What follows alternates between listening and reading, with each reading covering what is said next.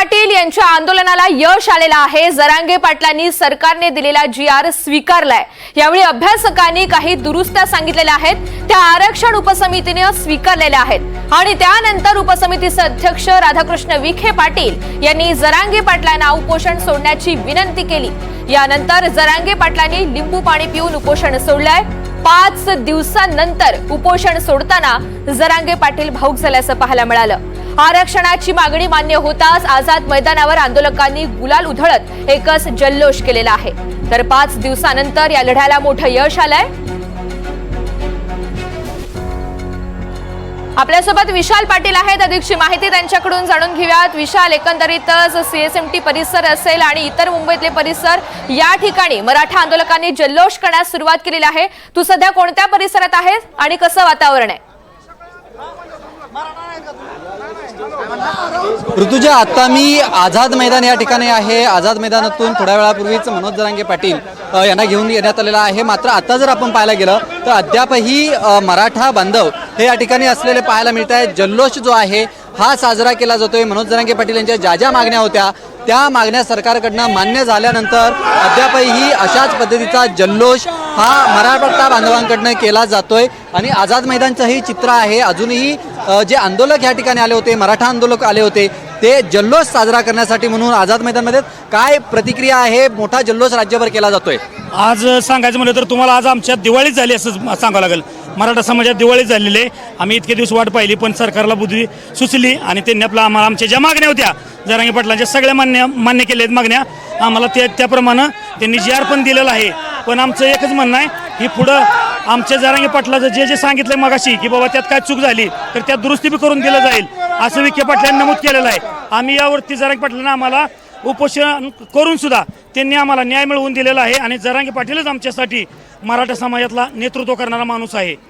देवेंद्र फडणवीस यांच्याबद्दलचं वैर संपलंय असं सुद्धा त्यांनी म्हटलेलं आहे। हो, देवेंद्र फडणवीस साहेबांनी आम्हाला जी.आर. दिलेला आहे, ओबीसीचा जी.आर. दिलेला आहे, आमचे सगळे गॅजेट लागू करण्याचा जी.आर. दिलेला आहे आणि आमच्या घरामध्ये दिवाळी साजरी करायचा दिवस आहे आणि आमच्या सर्व बांधवांना बलिदान द्यायला आज खरं भावपूर्ण श्रद्धांजली आणि मीडियाच्या बांधवाचे सुद्धा आम्ही धन्यवाद। आज हे काय सर तुझी प्रतिक्रिया आहे? खरं तर 2 वर्षापासून माननीय मनोज जरांगे पाटील साहेब निखाऱ्याचा लढा मराठा समाजाच्या जीवावर आणि स्वतःच्या या ठिकाणी हिमतीवर एकाकी लढा देत होते। पण आज तो सोन्याचा दिवस जो होता तो सोनेरी दिवस आज या ठिकाणी सर्वांच्या अखंड मराठा समाजाच्या साक्षीने आज ती उजाडलेला आहे आणि सरकारचे आणि सर्व हा सगळा जल्लोष आहे। ऋतुजा, दुसरीकडे जर आपण पाहायला गेलं तर आझाद मैदानमध्ये अशाच पद्धतीचं हे सगळं चित्र आपल्याला अद्यापही पाहायला मिळतंय। अनेक मराठा बांधव या ठिकाणी आलेले आपल्याला पाहायला मिळत आहेत आणि जरांगे पाटील यांच्या घोषणा दिल्या जात आहेत। अद्यापही या मैदानातून मराठा आंदोलक जे आहेत हे गेलेले नाहीत। जल्लोष मात्र मोठ्या साजरा केला जातोय। काय भावना आहे? अजून लोक थांबलेले आहेत? आमची भावना अशी आहे की आज आम्ही सरकार तसेच फडणवीस साहेब असो आणि सरकारचा आम्ही इतकं शतशत पोलीस बांधवांचा आभारी आहोत की आम्हाला तुम्ही सर्वांनी सहकार्य केलं आणि आम्हाला मराठा समाजाला तुम्ही आरक्षण देऊन आज आमच्या अंगावर विजयाचा गुलाल टाकून तुम्ही आम्हाला जे जिंकवलं त्याबद्दल आम्ही तुमचं सर्वांचं आभारी आहोत। तसेच आम्ही तुमचा उपकार आणि आम्ही सरकारला एक आव्हान केलं होतं, त्या आव्हानात तुम्ही स्वीकार करून फडणवीस साहेब यांनी पायी यात्रा केली। कुठपर्यंत केली होती? मी 2 वर्षापासून पाटलासाठी माझ्या नांदेड ते औंढा नागनाथ 2 वर्षापासून गेल्या वर्षी मी काढली आणि यावर्षी पण माझे दोन्ही पाय फ्रॅक्चर आहेत। मी पैदल यात्रा 2 वर्ष केलेली आहे पाटलासाठी। पाटलाला आयुष्य लाभो यासाठी मी 2 वर्ष झालं पदयात्रा करतो औंढा नागनाथ। आणि आजच्या सगळ्या राज्य सरकारच्या निर्णयावरती खुश आहे आम्ही। आमच्या पाटलानं आम्हाला पाटलाच्या रूपामध्ये देव भेटलेला आहे आणि सर्व समाजाने पाटलाला सपोर्ट केलेला आहे आणि पाटलाच्या समोर कोणीही गेलं नाही। पाटलाचा निर्णय ऋतुजा, हे सगळे मराठा बांधव आज मोठा जल्लोष साजरा करतायत, जरांगे पाटलांचे आभार म्हणतायत, त्याचसोबत सरकारचे सुद्धा आभार म्हणताना हे आंदोलक पाहायला मिळत आहेत। ज्या पद्धतीनं मराठा समाजाची भावना ही सरकार विरोधी झाली होती, मात्र आता हा निर्णय आल्यानंतर सरकारचं अभिनंदन आणि कौतुक सुद्धा जे आहे हे या मराठा बांधवांकडनं केलं जातंय ऋतुजा. विशाल, निश्चितच मोठं यश आहे आणि साहजिकच त्यामुळे सर्व मराठा बांधव हे आंदोलक हे सध्या जल्लोषामध्ये दंग झालेले आहेत. मात्र दुसरीकडे उपोषण मागे घेण्यात आल्यानंतर जरांगे पाटलांच्या शिष्टमंडळानं या आंदोलकांना नेमक्या काही सूचना केलेल्या आहेत का, त्या संदर्भातली काही माहिती? नक्कीच मनोज जरांगे पाटील यांनी स्पष्टपणे सांगितलेलं आहे की जितके आंदोलक या मुंबईत आले होते त्या सर्वांनी व्यवस्थित जावं, गाड्या व्यवस्थित चालवावं असं सांगितलं होतं. त्यासोबत आत्ता जर आपण हा सगळा आझाद मैदानचा परिसर पाहिला होता, काही वेळापूर्वी मोठा कचरा हा या ठिकाणी आपल्याला पाहायला मिळाला होता. आंदोलकांना सूचना करण्यात आल्या की तुम्ही हा सगळा कचरा साफ करा आणि त्यानंतर या मराठा आंदोलकांकडनं सगळा कचरा सुद्धा जो आहे हा साफ करण्यात आलेला आहे. या मैदानावरती बऱ्याच मोठ्या प्रमाणात ताडपत्र्या होत्या, त्या सुद्धा व्यवस्थित ठेवण्याच्या सूचना देण्यात आल्या होत्या आणि जी वाहनांची व्यवस्था होती ती सुद्धा व्यवस्थित पाळण्याच्या ज्या सूचना दिल्या होत्या या सूचना मनोज जरांगे पाटील यांच्याकडनं देण्यात आल्या आणि तशाच पद्धतीनं या सगळ्या सूचना या आंदोलकांकडनं केल्या जात आहेत आणि त्या पद्धतीनंच हा सगळा जल्लोष जो आहे हा आपण पाहतोय की आझाद मैदानमध्ये जो आहे हा साजरा केला जातोय. ऋतुजा, अगदी जल्लोषाचं वातावरण आहे, आनंदाचं वातावरण आहे. विशाल, धन्यवाद सविस्तर माहितीसाठी.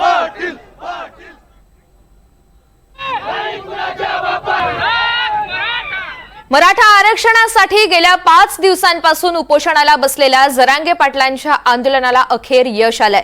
सरकारकडून GR काढताच आझाद मैदानामध्ये मराठा आंदोलकांकडून जल्लोष करण्यात आलेला आहे, तर विजयाचा गुलाल उधळून CSMT परिसरात सुद्धा जल्लोष करण्यात आलेला आहे.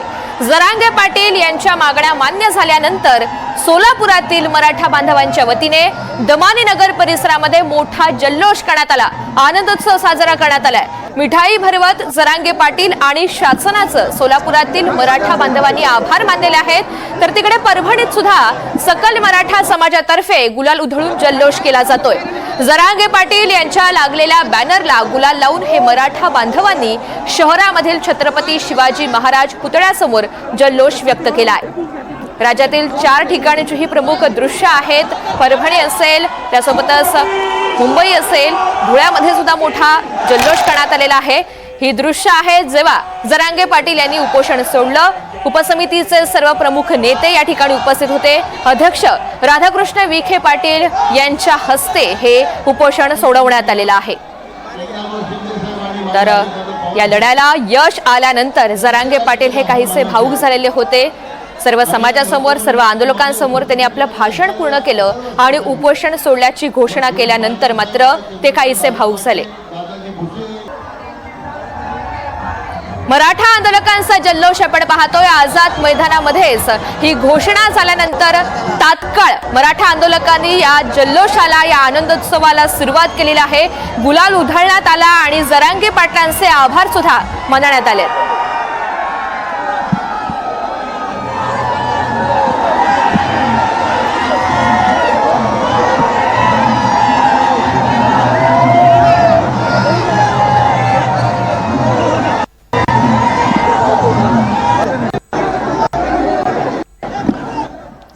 मनोज जरांगे यांच्या मराठा आरक्षणाबाबत मागण्या मान्य झाल्यानंतर CSMT रेल्वे स्थानकाबाहेर मराठा आंदोलकांनी गुलाल उधळून आनंद साजरा केलाय आणि याच ठिकाणावरून आढावा घेतलाय आमचे प्रतिनिधी अविनाश माने यांनी.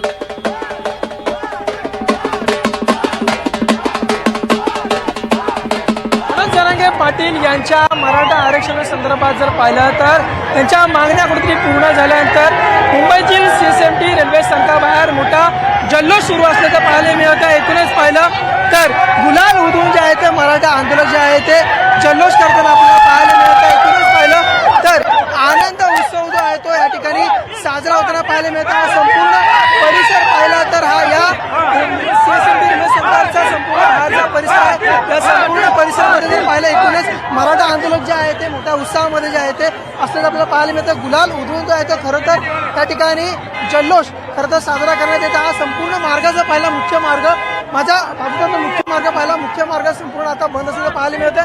संपूर्ण मराठा आंदोलन जे आहे ते मोठ्या उत्साहात आणि आनंद साजरा करताना आपल्याला एकूणच पाहायला मिळतं. एकूणच पाहिलं तर आता झेंडे आणि भगवे उपहारला घालून हे सगळे मराठा आंदोलक जे आहेत ते या CSMT रेल्वे स्थानकाबाहेरच्या मोठ्या उत्साहामध्ये आंदोलक जे जल्लोष